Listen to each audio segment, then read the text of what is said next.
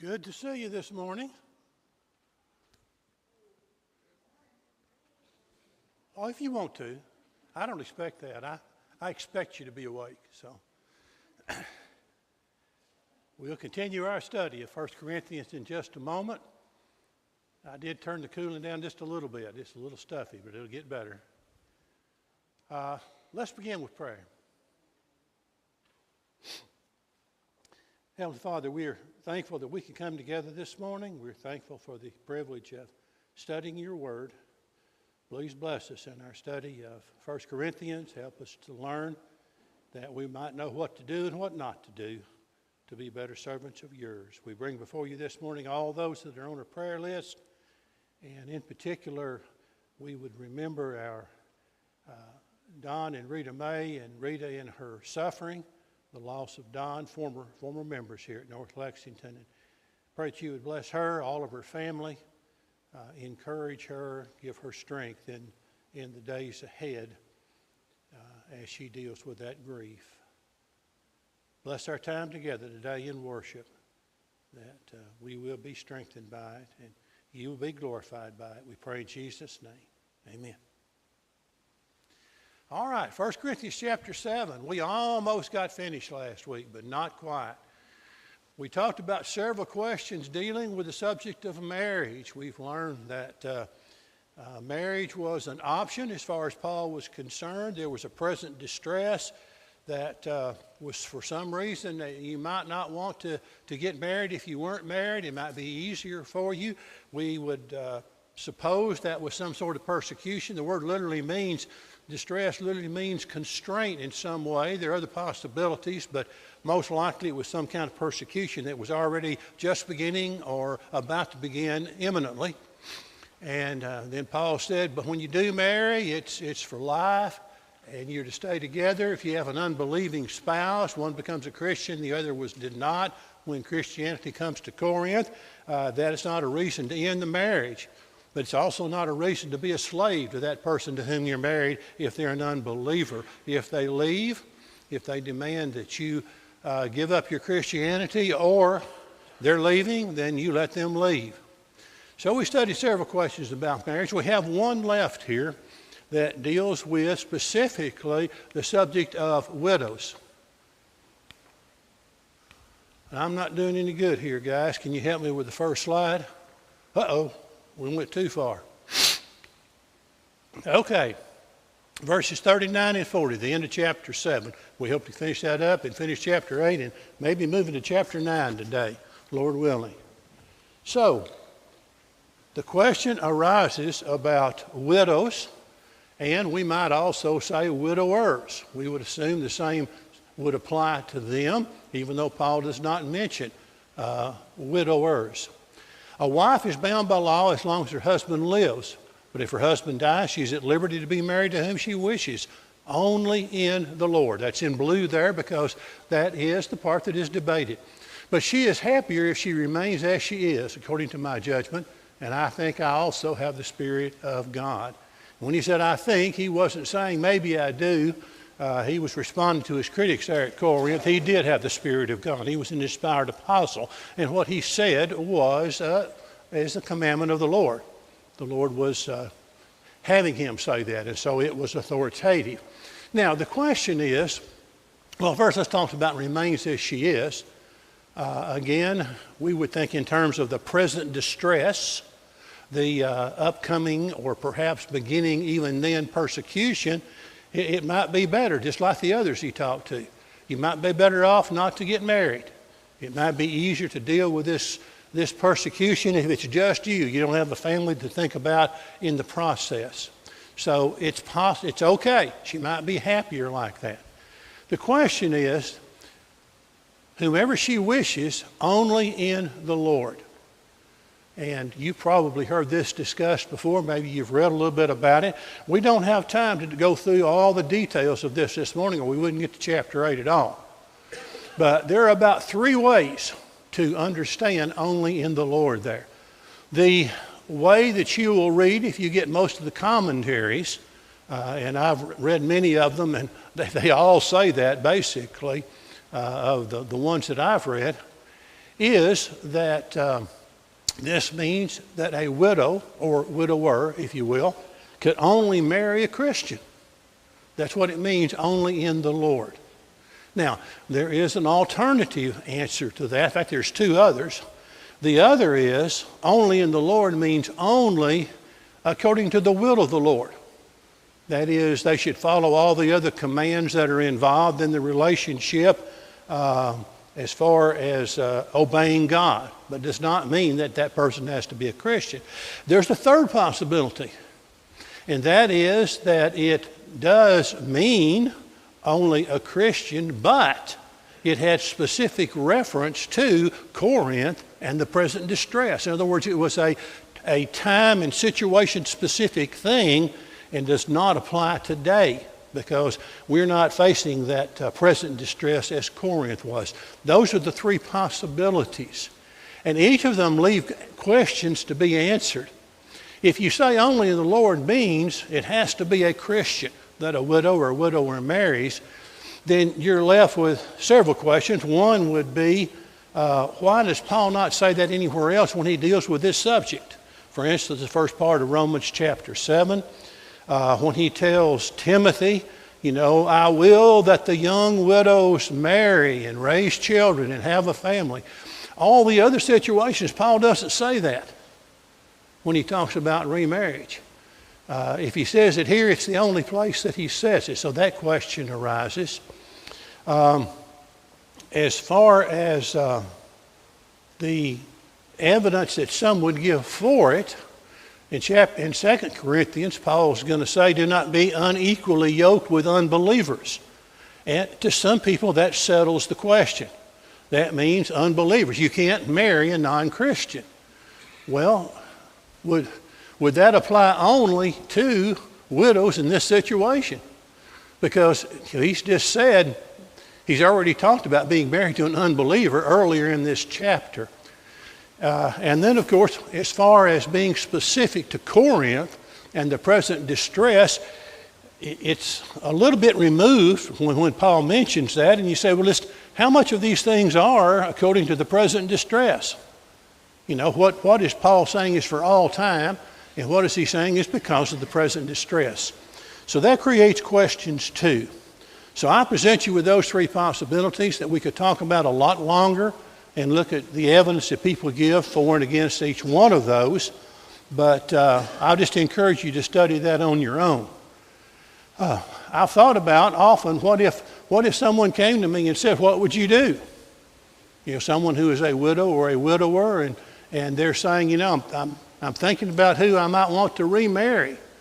What should I do according to Paul in 1 Corinthians chapter 7? What would I say to them if they were asking me?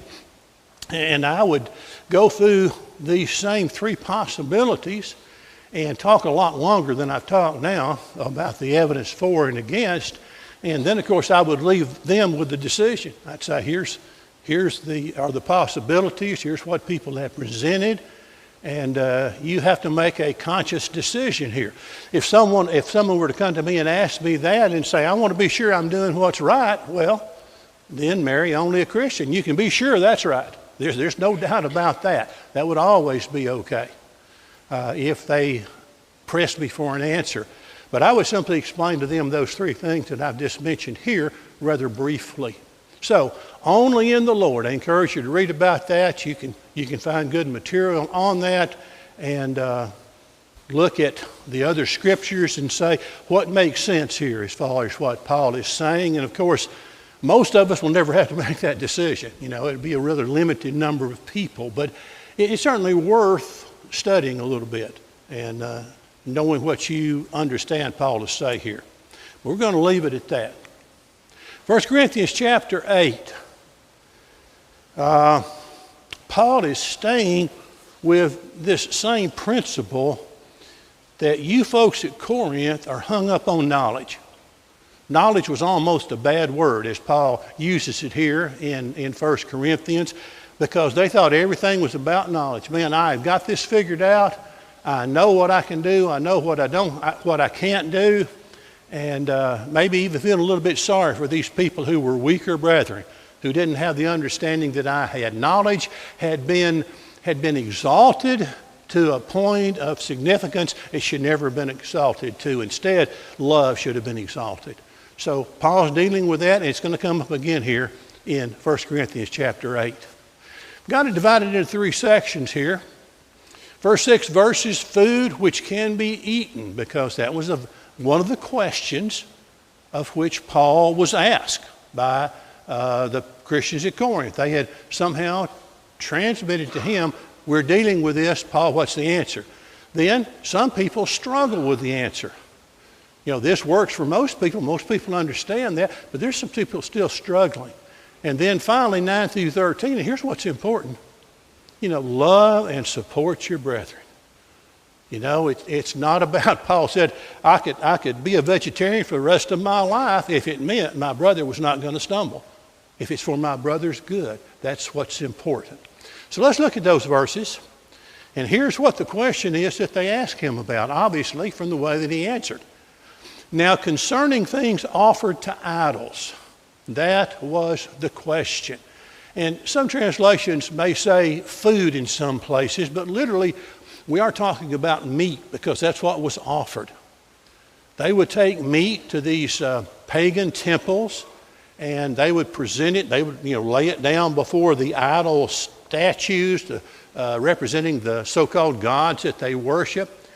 And the priest of that temple would have their portion, and then obviously it was more than they could eat, and so the rest of it would wind up in the meat market. Or possibly, we know historically that they would have feasts sometimes, and they might even hold a feast in one of those pagan temples because there was space there, and they would eat that meat that had been, in quotation marks, sacrificed to idols. How do we deal with that, Paul?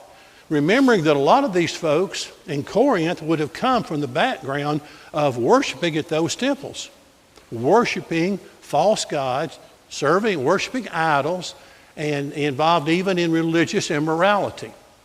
So this is a very valid question, which we would not face exactly today, but I think we can get a principle from it. We know that we all have knowledge. Now, most people read that and suggest that Paul was being a little bit sarcastic. That word knowledge. Oh yeah, we've all got knowledge. Everybody thinks, hey, I understand. That meat is nothing. That doesn't bother me. I can't believe anybody has trouble with that.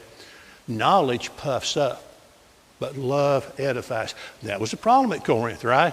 They were divided, and there were some that were looking down on others, no doubt. And it was just really not a good situation for unity. Knowledge was puffing up those who realized that meat was not tainted simply because for a period of time it had been in an idol temple. And if anyone thinks that he knows anything, he knows nothing yet as he ought to know. He's talking about those people that were puffed up, that were so smart and can't figure out why everybody else is not that smart spiritually. But if anyone loves God, this one is known by him. So it's about love. It's not about knowledge in this particular situation that they're asking Paul about. What about this meat offered to idols? Therefore, here's his answer. Concerning the eating of things offered to idols, we know that an idol is nothing in the world, and there is no other God but one. Okay, there's the truth. There's what these knowledgeable people knew at Corinth. That this is just a stone. This is not a god, this statue that has some sort of human or animal form. There's nothing behind that. It's just a stone.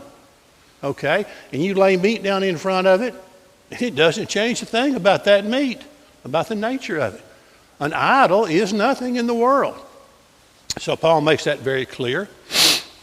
But remember, a lot of these Christians had come from that background where idols were everything under that pagan religion.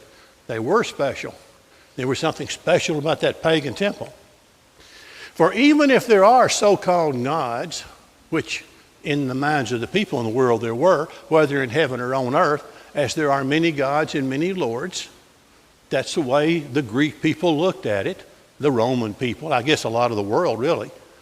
Yet for us there is one God, the Father, of whom are all things, and we for him, and one Lord Jesus Christ, through whom we are all things and through whom we live. So there is the answer. But Paul's not through. Paul's saying, no, nothing wrong with this meat. We know that. Idols are nothing. That's just another building. That's just a piece of roast there. Has nothing at all to do with your spirituality. But some people were struggling with that. And that's our second point in the outline. Some are struggling because they used to take that meat to the temples. And in their confused mind, they believed that there was some deity that was pleased because of that. And then those priests would consume part of it and then take it out and sell it in the market or have some kind of feast there at the temple. Some were struggling. Paul says, however, there is not in everyone that knowledge. It wasn't as casual a thing to some people.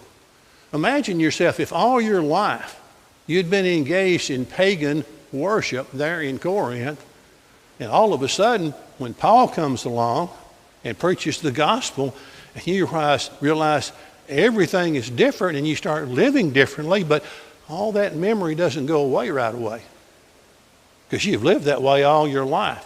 And all those things have been important to you. So that's the situation that Paul says. However, not everybody has the knowledge that you have. For some with consciousness of the idol, until now, eat it as a thing offered to an idol. It's still around.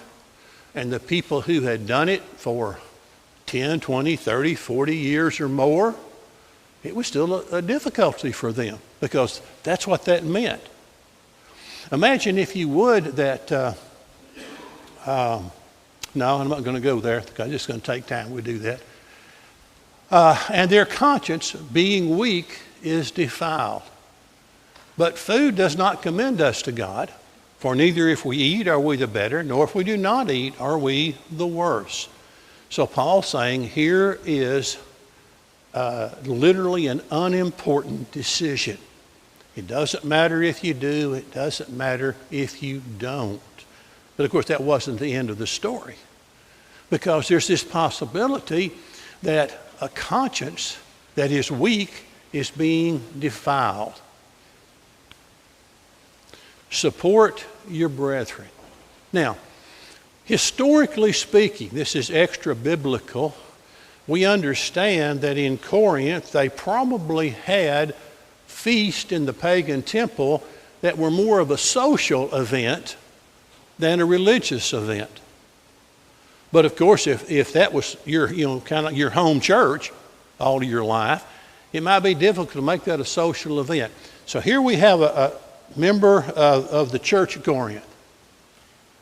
And he sees other Christians who buy this meat in the marketplace, serve it in their homes, maybe go to some of these, even a social event that's held in a pagan temple. And they see this Christian who does that and they think, man, why are they doing that? That's what I used to do when I worshiped idols. How can they do that? Well, that Christian would say, well, I don't have any problem with this. I'm not worshiping an idol. I know that the idol is nothing. I know that meat is just meat. And I know what I'm doing is just simply a social endeavor when I consume this meat at home or at a pagan temple or wherever it is. And so this person's struggling with that. Man, I left that behind. That's my old life. And you're telling me this is okay? And there could be confusion. And that person could consume that, and by doing so, not because it was wrong, but because they were violating their conscience. And adding to that, maybe it would lead them right back in to what they'd given up when they became a Christian. It might start out by eating that meat. It might start out by hanging out at the temple. And before you know it, they're right back where they were. Saying, okay, well, we'll worship God on Sunday. But we better go to the pagan temple on Saturday and take our meat and worship our idols too. That was the temptation. Because the people had lived with that, had grown up with that. So Paul says, but beware lest somehow this liberty of yours, this liberty to eat meat and know there's nothing wrong with it because idols don't exist, become a stumbling block to those who are weak. Don't cause your brother who came out of pagan religion to go right back into it, or even to offend their conscience, because that was wrong. For if anyone sees you who have knowledge eating in an idol's temple, there's where we get the idea that might have been going on. Will not the conscience of him who is weak be emboldened to eat those things offered to idols? In others, here's this person going right back to where they were because they see somebody who has a better knowledge.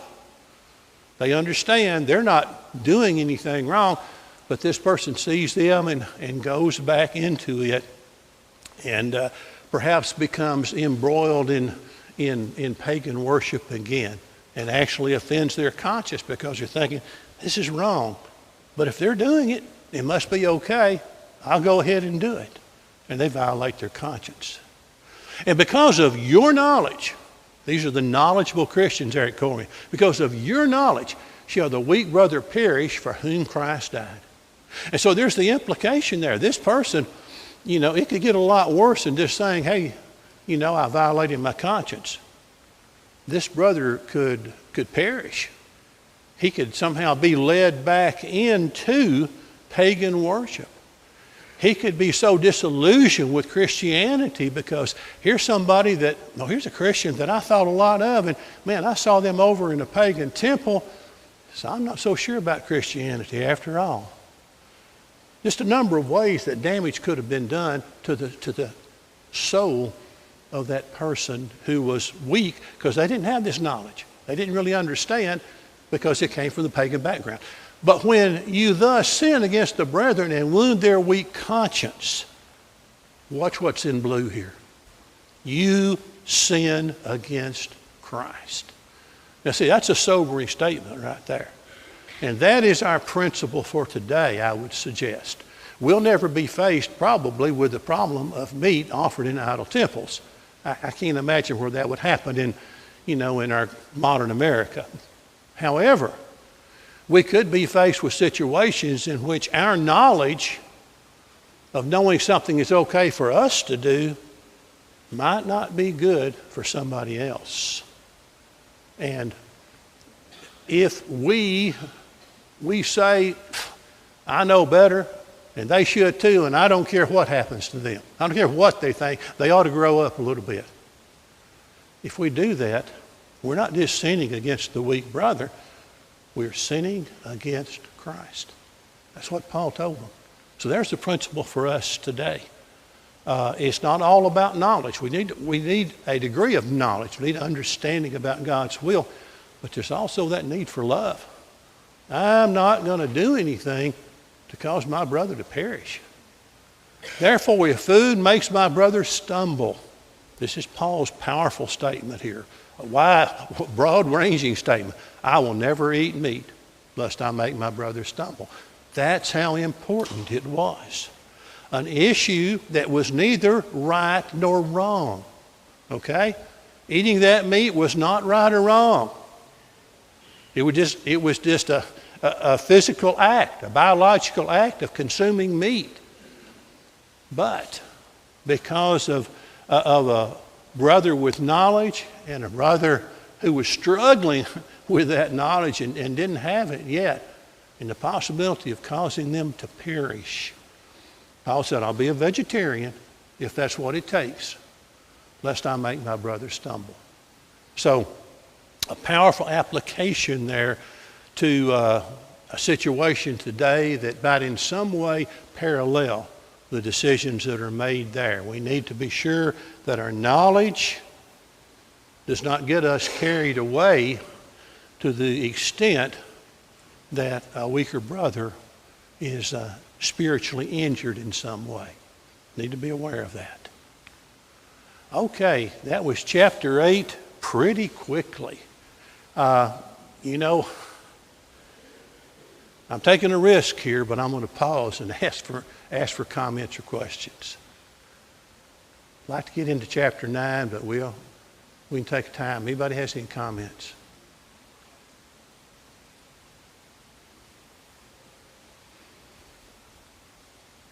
Okay. Nobody wants to go there. That's all right. 1 Corinthians chapter 9. Paul has to defend his apostleship. It's interesting. He has to do that different places and different situations. It seems like a great deal. He's going to have to do it here at Corinth. He had enemies who were criticizing him. It's apparent in 1 Corinthians, perhaps even more apparent in 2 Corinthians. He talks about his rights as an apostle. He talks about the right for one who teaches the gospel to be supported by those who are taught, financial support. He talks about surrendering that right because, at least in this situation, as far as Corinth was concerned, he did surrender that right. He worked as a side job. He supported himself. The desire to save everybody toward the end of the chapter, to the Jew, the Greek, with law, without law, and so forth. And then the call to spiritual discipline, the last few verses of chapter 9. So let's make our way into that. And Paul is going to ask a series of questions, the answer to which is clear. They're rhetorical type questions. He wasn't asking because anybody really doubted that, although perhaps his opponents in Corinth were questioning that, whether or not he was a real apostle. Am I not an apostle? Am I not free? Have I not seen Jesus Christ our Lord? Are you not my work in the Lord? Okay, so Paul gives two lines of evidence to show that he is an apostle, just as much as the 12, or the one who became the one who replaced Judas. He was just as much an apostle as they are. Two reasons. Number one, he had seen Jesus. Jesus appeared to him as one born out of time. We don't know a lot of details about that. We simply know that it took place. No one can say, well, Paul, you're not an apostle because you never saw Jesus. Yes, he did see Jesus. And in fact, he had a specific commission to be the apostle that he was and to reach toward the Gentiles. So that was evidence number one. I can be an apostle because I have seen Jesus. You can't discount me on that point.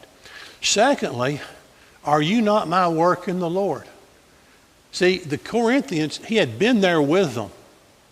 And we don't have a whole lot of details about it, but he had the power to perform miracles, being an inspired apostle, and he taught them with authority. He did those things an apostle would do. So he could talk to the church at Corinth and say, you guys know who I am. I was there with you. You saw I was empowered by the Lord. You saw I had the authority of the Lord's message. And so you're my work in the Lord. You know that I'm an apostle. So they should have known that. They should not have been influenced by these opponents that Paul had at Corinth. If I am not apostle to others, yet doubtless I am to you. To me, that's kind of like saying, if anybody ought to know I'm an apostle, it ought to be you. Now, maybe some people don't know me too well, but you do. I was there with you for a year and a half. And I preached, I taught, and you saw the power that the Lord had given me. So of all people, you ought to know, even if others don't understand that I'm an apostle, you should. For you are the seal of my apostleship in the Lord. The word seal there is one that we're familiar with because the concept lasted a long, long time. You remember even into medieval days when a king, a ruler, someone of authority wanted to send a message to somewhere, and it would be written down, and then it would be wrapped up, and then there would be wax poured on the envelope or the scroll where it came together in a way to seal it. And then into that wax, before it melted, would go the ring that the king or the ruler wore, and he would press that down into that wax. And that was a message to anybody in the world: don't you touch that unless you're the person it's going to. This carries the authority of me as the ruler or the king. And so there's only one person that needs to break this seal and read this message, and that's the person I'm sending it to. That's a concept of a seal. It was the proof of the authority of the person from whom it came. And so Paul said, you Christians at Corinth, you are my seal. You validate who I am because you know who I am. And you saw me live and work and be an apostle among you. You are my seal. So they were his work and they were his seal. The Corinthians, of all people, should have known, yes, Paul is an apostle, just like the others that were recognized. Secondly, an apostle had rights. Now, we can make this application further, and that is, and Paul's going to make it too, because he's going to include Barnabas, but workers for the Lord had rights as far as being supported and doing certain things. My defense to those who examine me is this. So that first sentence right there, that tells you Paul had some folks at Corinth who were questioning who he was and whether or not he had the right to say what he said. And doing things, no doubt, to try to weaken his teaching, to make people think that he was not an authoritative teacher or an apostle. And so he says, here's my defense. That word defense there is where we get our word apology today. And in the original sense, it means here's the reason why. You know, as Christians, we're supposed to be capable of giving an answer, a defense to those who ask us a reason for the hope that is in us. And that's the word there. And it's called apology. And it's not saying I'm sorry in the original sense here. It's saying here's why I believe what I believe. Why are you a Christian? Well, let me tell you why I'm a Christian. Let me give you the evidence. Let me make a defense of what I'm telling you is true. That's what Paul's saying. Here's my apology, my apologia. Here's my defense. Here's my reason to those who examine. And they were questioning him. They were looking at him closely to say, is this really an apostle or not? So he said, here's my answer. Do we have no right to eat and drink? In other words, the common activities of a person's life.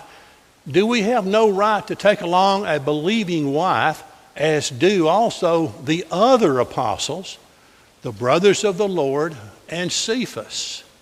So here's what was going on.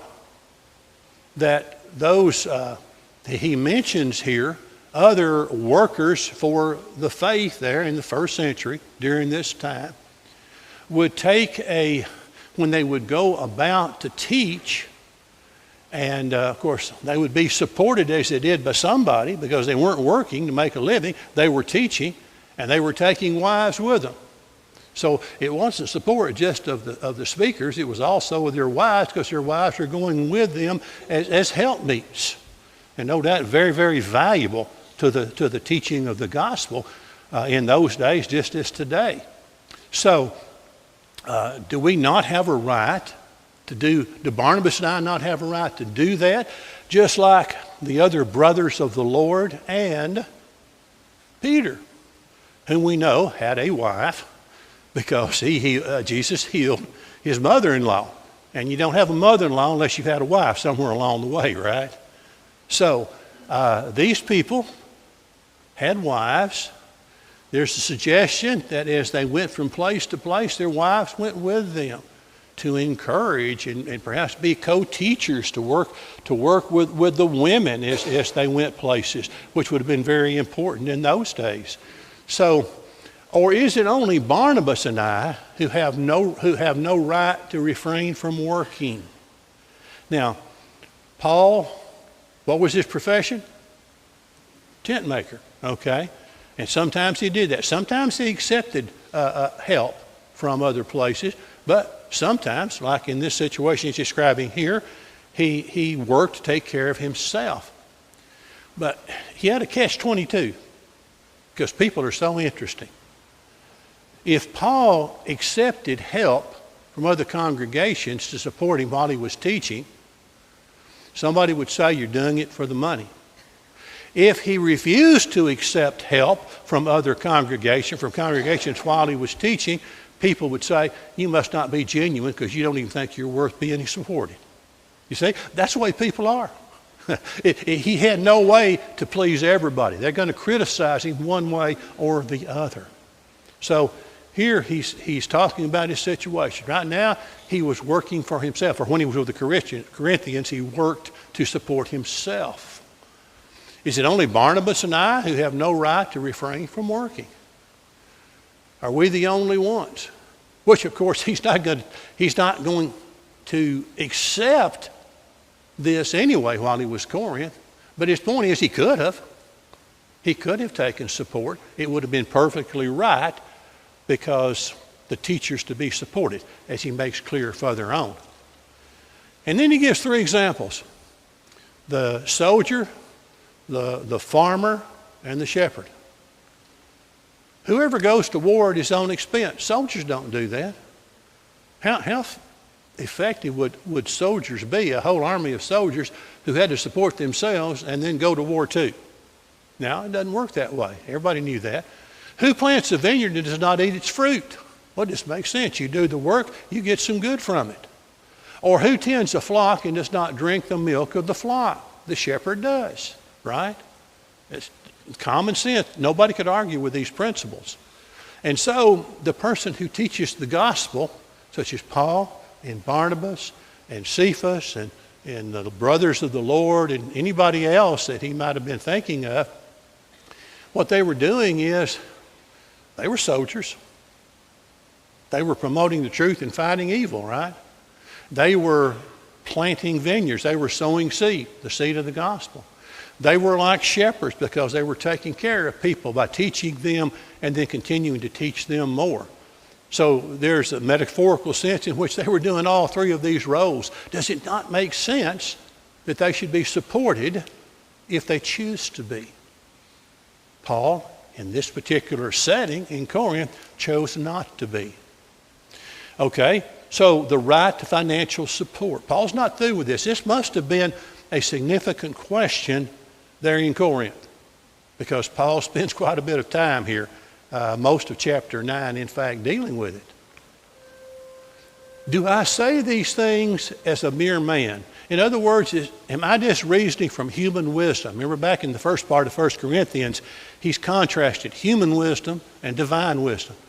So he says, am I just talking like a man now? Am I just reasoning with you like people would? Well, of course, the answer is no, he isn't. Because Deuteronomy 25 in verse 4 supports what he's saying to them. Does not the law say the same also? The laborer is worthy of his hire. For it is written in the law of Moses, you shall not muzzle an ox while it treads out the grain. And that was part of the old law. Moses reminded people in Deuteronomy, here's what you're to do. See, in those days, according to what I've read, it was common if you, in the rest of the world, the pagan world, the non-Jewish world, to put a muzzle on the oxen. So when they were pulling those heavy things to tread out the grain and going round and round, they couldn't reach down and have a little snack themselves. Well, Jewish people weren't to do that. That was part of the old law. You don't do that. That ox is working hard for you. If he wants to take a bite or two, then it's okay. You let him do that. Don't muzzle the ox as he treads out the grain. And Paul said, was God just thinking about cattle? Is it oxen God is concerned about? And the answer is no. It's a much broader application. Yes, it was something the Jewish people should do, not muzzle the ox, but there's a bigger, more important principle there. And that principle is the one who is the worker for the Lord has a right to be supported. And that's what Paul is saying there. Because even if he didn't accept support in Corinth, he might at some point, other workers might come in and receive support while they're doing the teaching. That was God's plan. That was authorized. And Paul makes that very clear. He said, I'm not just thinking like a guy now. Not just a man's idea. This goes all the way back, even from Moses' time. Deuteronomy 25 in verse 4. Or does he say it all together for our sakes? In other words, is he talking about oxen or is he talking about teachers too? For our sake, no doubt this is written, that he who plows should plow in hope. In other words, there's going to be a blessing because of the work that I'm doing. And he who threshes in hope should be partaker of his hope. If we have sown spiritual things for you, is it a great thing if we reap your material things? In other words, if someone came and taught Jesus to people, spiritual things, the important things really, the things that involve eternity, is there anything wrong with them expecting to receive, by way of support, material things that they need to support themselves? Or if they carried about a wife, or I guess theoretically, even if they had children in a family to take care of, is it not a correct principle all the way back to Moses and extending forward down into the New Testament times? Is it not a principle that it's right for them to be supported? Is that not God's plan? That's the answer to the question on supporting those who teach. If others are partakers of the right over you, are we not even more? Nevertheless, we have not used this right. Paul worked for himself in Corinth. He worked on the street where all the guilds were, all the tradespeople. You can go there today and you can see what's left of that street, and they'll point out to you that's probably where Paul was, somewhere over there with his little store for tent making, and Aquila and Priscilla too, perhaps. Nevertheless, we have not used this right, but endure all things, lest we hinder the gospel of Christ. In other words, haven't made an issue out of that. I think it's best if I don't. But that right still exists for teachers.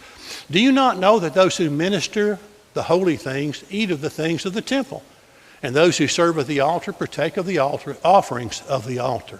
Now, whether you're talking about the pagan temples, which were all around them there in Corinth, very, very familiar with that example, or you're thinking back to the Old Testament times and the people who served in the Lord's temple, it was the same thing.